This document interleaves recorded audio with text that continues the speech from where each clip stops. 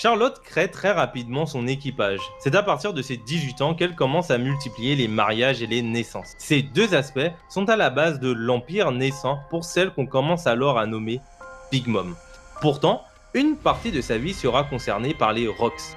Cet équipage de pirates légendaires et sanguinaires n'a que faire de l'harmonie entre les espèces.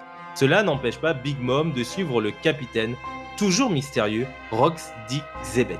Big Mom fait la rencontre de ses futurs rivaux, Barbe Blanche et Kaido.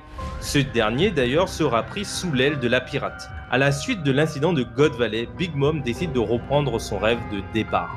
C'est à ce moment-là qu'elle crée Whole Cake Island, sa capitale impériale. En apparence, tous les êtres vivants y sont les bienvenus. On y présente une île où les gens sourient, sont entourés et rassasiés en nourriture. La force militaire de Big Mom les protège. Les drames de l'enfance de la Yonko sont bannis de cette île.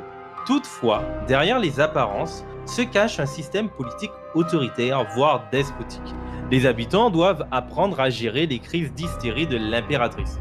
La survie est de mise avec une telle protection. Cependant, le despotisme ne s'arrête pas à cela. Les habitants doivent aussi payer un impôt. Tous les ans, ils doivent donner 2 années de leur espérance de vie.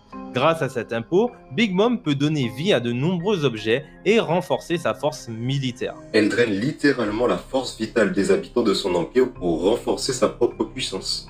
Métaphore intéressante de l'usage historique des impôts. Il faut savoir que les premiers royaumes européens, comme la France dès le XIIIe siècle, se sont renforcés en imposant à la population des sommes à payer. Ces fameux impôts servent à créer une armée, composée de soldats qui, à la différence de mercenaires ou de seigneurs, sont fidélisés par un salaire régulier. Oh, tu as réalisé par toi-même la comparaison historique.